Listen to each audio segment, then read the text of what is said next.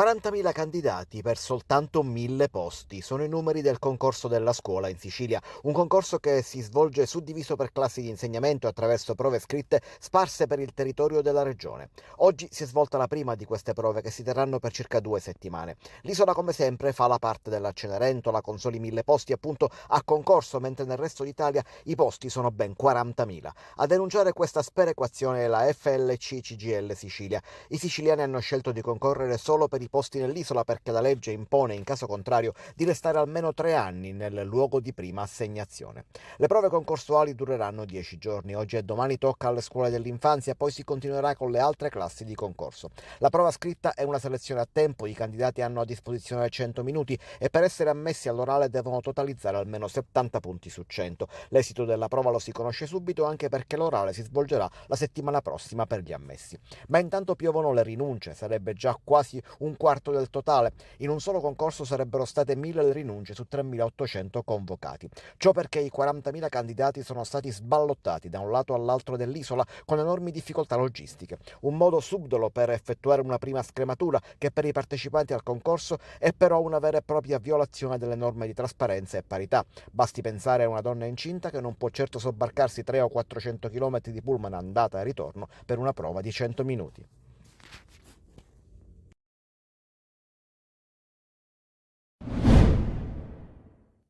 Lo Stato c'è, lo Stato sta lavorando bene attraverso la Commissione. Non usa giri di parole il prefetto di Catania, Maria Carmela Librizzi, che a Castiglione, comune sciolto per mafia nel maggio scorso, ha presieduto una riunione del Comitato per l'Ordine e la Sicurezza, convocata anche alla luce degli ultimi episodi criminosi che hanno visto coinvolto un imprenditore del settore turistico ed ex consigliere comunale. Il post e le fotografie che vedete sono di Alfio Conti, a cui ignoti, che lui stesso definisce codardi, hanno bruciato pochi giorni fa 2 auto, la sua e quella della moglie, parcheggiate nella stessa via ma distanti una dall'altra, segno evidente che gli incendiari avevano obiettivi ben precisi. Sulla vicenda indagano i carabinieri e non si esclude che i fantasmi, come li ha definiti Conti sui social, vengano presto assicurati alla giustizia. Castiglione e Randazzo, comuni vicini e con lo stesso destino, quello di subire le ingerenze della criminalità organizzata che si infiltra nel tessuto sociale ed amministrativo. Ma le risposte ci sono ed avvengono con fatti concreti, come ribadisce il prefetto, che ai nostri microfoni annuncia che la caserma di Passo Pisciaro rimarrà aperta e quindi non sarà chiusa. un segnale forte per mantenere un presidio sul territorio che a Castiglione potrà contare ancora su 2 caserme in centro e nella frazione Passo Pisciaro.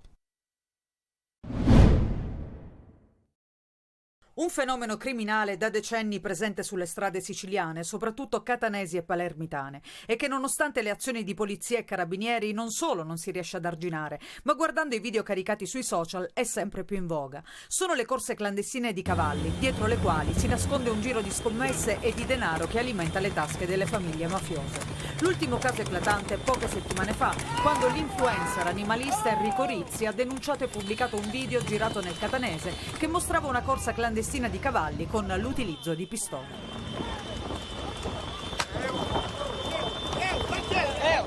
Un caso finito anche in Parlamento, sul quale è intervenuto il deputato dei Verdi Emilio Borrell. Noi ci troviamo davanti a una situazione incredibile. In Sicilia, a Catania, continuano ad avvenire corse clandestine, o meglio, corse alla luce del sole che noi definiamo oggi clandestine, ma che di certo oramai non sono clandestine, al punto tale che fanno i video e le dirette. Oggi il quotidiano La Sicilia mostra il luogo dove è avvenuta la gara illegale. Siamo nella zona di Contrada Campanito, nel territorio di Palagonia, a oltre 40 km dal centro storico di Catania. In passato già teatro di altre corse clandestine. Il quotidiano mostra anche i segni sulla strada della linea di arrivo ancora impressa sull'asfalto. Intanto, pochi giorni fa nel quartiere catanese di San Cristoforo, la polizia ha scoperto e sequestrato altri 3 cavalli nel cortile di un'abitazione in un garage. I proprietari, un 73enne e un 51enne, entrambi pregiudicati, sono stati denunciati. Sempre a San Cristoforo, a fine febbraio, erano state scoperte 5 stalle abusive, all'interno delle quali c'erano dei carretti utilizzati per le corse clandestine e farmaci dopanti utilizzati sui cavalli. La tartaruga è in bella mostra sulla scrivania della sindaca. Avola è uno dei comuni plastic free. Sono delle politiche di sensibilizzazione, di prevenzione ma anche di contrasto. Abbiamo un sistema di videosorveglianza, abbiamo tanti punti informativi che consentono così di mirare gli occhi su quella che è un'importante tematica, che è quella appunto ambientale. Abbiamo fatto un giro tra le vie della cittadina del Siracusano. Le strade sono pulite, rifiuti non ce ne sono. Che la plastica venga ritirata in maniera differenziata e che per le strade in tutto il paese si trovi meno plastica, questo è un dato di fatto. L'importanza del riciclo qui la si trasmette anche ai più giovani a scuola. L'obiettivo è sensibilizzare i cittadini del domani. Far sì che il rispetto per l'ambiente, tutte le buone norme praticamente sia in termini ambientali che quindi anche di ecosostenibilità siano un comportamento sempre attivo dalla parte dei cittadini. Ridurre il consumo di plastica però non è facile. Col fatto che abbiamo tolto i bicchieri di plastica usiamo molta carta, però le bottigliette sempre in plastica sono. Ma i comuni plastic free in Sicilia sono 7, tra questi anche Belpasso, Modica e Favara. Un premio che, come ci confermano, è uno stimolo a fare di più. E il nostro impegno sarà quello di raggiungere presto l'anno prossimo le 2 tartarughe, quindi vedrete ancora nuovi miglioramenti della città. Ad Agrigento, in ospedale al San Giovanni di Dio, le volontarie estetiste e parrucchiere hanno avuto cura delle pazienti ricoverate nel reparto di oncologia. È stata infatti l'iniziativa di solidarietà intitolata Avrò cura di te, promossa dall'azienda sanitaria provinciale e dall'associazione di volontariato Solide Ali, che ha reso a disposizione le proprie volontarie per offrire alle donne in lotta contro la malattia una giornata di benessere e di piacevole distrazione. Oltre al make-up estetico del viso con suggerimenti per migliorare l'aspetto fisico e le condizioni della pelle a rimedio degli effetti collaterali dei trattamenti antitumorali, i volontari si sono adoperati anche nel pedicure e manicure e nel sistemare le parrucche. Le persone all'interno dell'ospedale che stanno veramente vicino alle persone che vivono la problematica cancro, chiamiamolo col suo nome.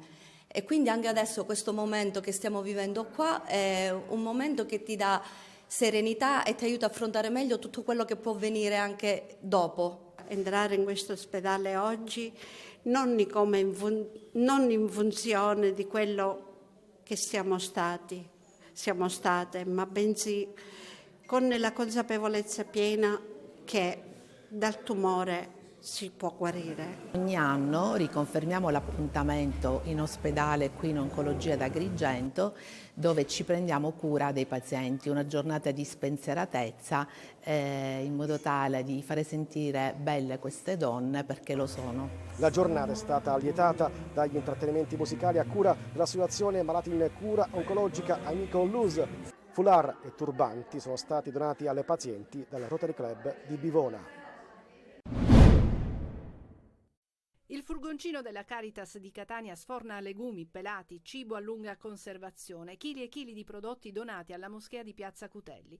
Gesti di solidarietà e fratellanza tra Islam e cristianità all'inizio del Ramadan. Nella mensa il grande pentolone già sul fuoco. Questa sera il menù prevede una zuppa araba di lenticchie, fave e ceci. Il secondo è fare pollo e patate. L'imam regala il Corano a Don Nuccio. Una sura sembra sancire il momento. Allah, Dio, ama chi opera il bene. Questo senza dubbio è un legame fortissimo tra le nostre religioni. E questo che cos'è? Una sura? Sì, un versetto di una sura, la famiglia di Al-Imran, che è la famiglia di Maria. La figura di Maria crea un legame fortissimo tra mondo arabo e cristiano. Abbiamo un intero capitolo intitolato Maria. Il Ramadan è il mese della misericordia e mai come in questo momento il pensiero corre a Gaza. L'unica via, l'unico modo per risolvere questi conflitti è quello di trovare una soluzione. La Marcia della Pace, insieme a Sua Eccellenza Monsignor Luigi Renna, testimonia questo impegno di tutte le religioni, tutte le fedi per una pace, per la pace. Senegalesi, mauriziani, bengalesi, l'Istat annovera a Catania 10.000 musulmani, ma sono molti di più. E c'è un dato singolare, la moschea assiste 500 famiglie, di queste oltre il 90% sono catanesi. Mi chiamo Andrea, ho 11 anni, sono di provincia di Messina, sono di Rometta e gioco a tennis. Andrea ama il tennis, ha iniziato a giocare un anno fa e gradualmente sta diventando sempre più bravo. Una passione nata per caso, un colpo di fulmine. Andrea è affetto da una grave malformazione alle gambe, ma in campo è libero e non pensa ad altro che divertirsi. Per te cos'è il tennis? Per me il tennis è uno svago, è un momento di libertà per me, è un momento in cui posso sfogarmi allenandomi in campo con i miei amici e divertendomi. Il ragazzino messinese vuole bruciare le tappe. Andrea è un ragazzo a cui piace soprattutto lavorare, piace soprattutto allenarsi, e quindi questa è una grande dote che ha e che gli permette appunto di avere miglioramenti continui. Io sotto questo punto di vista mi posso reputare fortunato, perché non è da tutti avere un atleta che ha la voglia che ha Andrea, ecco, di partecipare. Sicuramente il divertimento, la passione che è sbocciata in lui è una grande fonte di ispirazione per lui, di motivazione. Andrea in campo si diverte e qui siamo al TC2 di Palermo mentre si allena sotto lo sguardo attento dei suoi genitori. È sempre stato talentuoso in generale per gli sport. Abbiamo visto che ha un'inclinazione particolare per il tennis, in primo luogo perché gli piace proprio come sport, lo vediamo che insomma è predisposto e soprattutto è una cosa che adora fare. E il sogno non può che essere questo. Spero di diventare un giorno il numero 1 al mondo e di vincere un grande slam per arrivare a dei livelli agonistici elevati. E allora in bocca al lupo per il tuo cammino.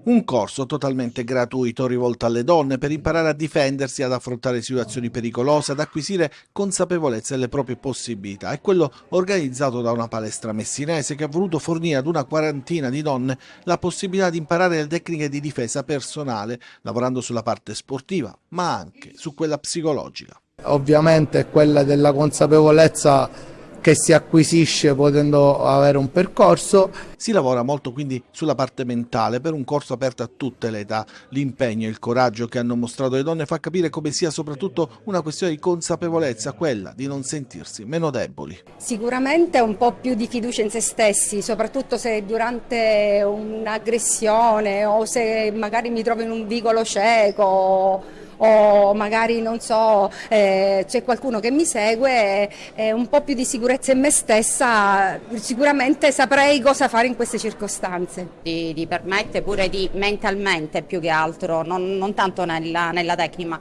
mentalmente di poter affrontare la situazione che ti si presenta davanti.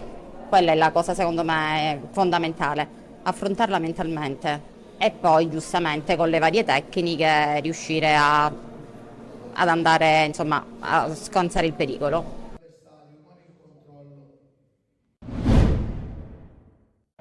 Ha deciso il match questo colpo di testa, l'ennesimo vincente della stagione del Palermo. Un gol segnato al minuto 36 del primo tempo da Nedel Ciauru, che sfrutta i suoi 190 centimetri per sovrastare Capradossi e indirizzare in porta la palla, che vale 3 punti per il Palermo.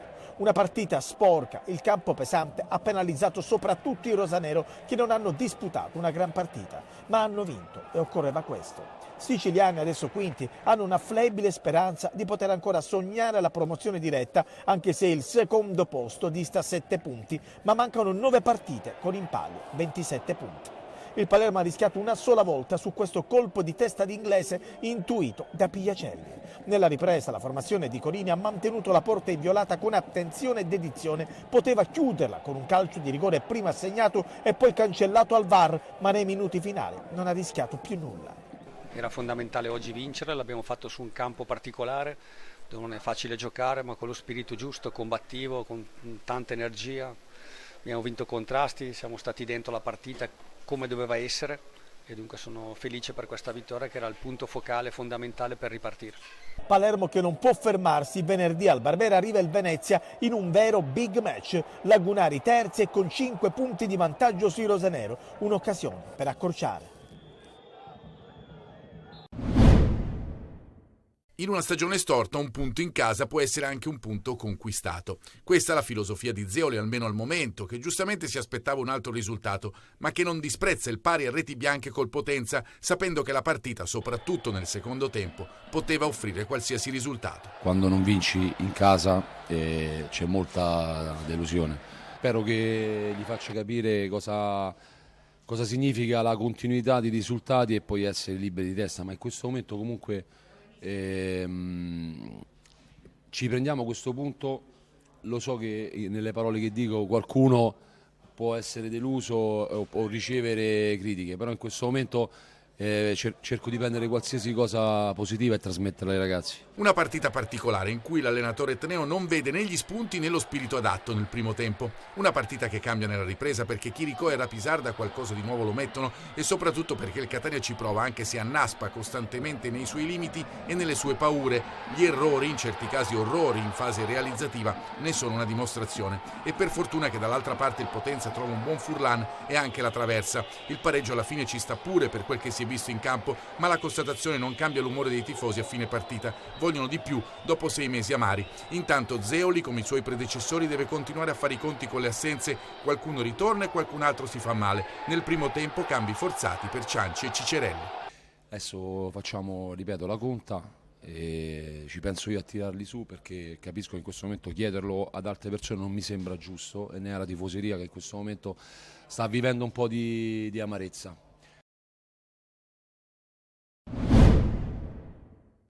Mai dare per vinto il Messina, sotto di un gol accompagnato dalla sfortuna per la traversa colpita da Zunno e ancora una volta penalizzato dall'arbitro, conquista Benevento un più che meritato pareggio con un destro di Frisen all'incrocio dei pali all'alba del recupero. Un punto che vale oro per prestazione e qualità dell'avversario. Il Benevento dell'ex Gaetano Auteri rallenta la corsa alla vetta, mentre il Messina mette un altro mattone alla sua salvezza e guarda oltre nel finale di stagione. Modica torna al 4-3-3 per le assenze degli squalificati e Mausso in manetta, ampio turnover con 6 cambi. Primo tempo noioso, al minuto 31 i campani sbloccano la gara sul tentativo di Nardi, con Lanini marcatore inconsapevole ma non occasionale dopo la doppietta al Potenza. Almeno un rigore non concesso entra ormai di diritto nella cronaca delle partite del Messina. Questa volta tocca a Di Francesco di Ostia Lido non punire un evidente tocco di braccio distante dal corpo di Terranova sul cross di Zunno.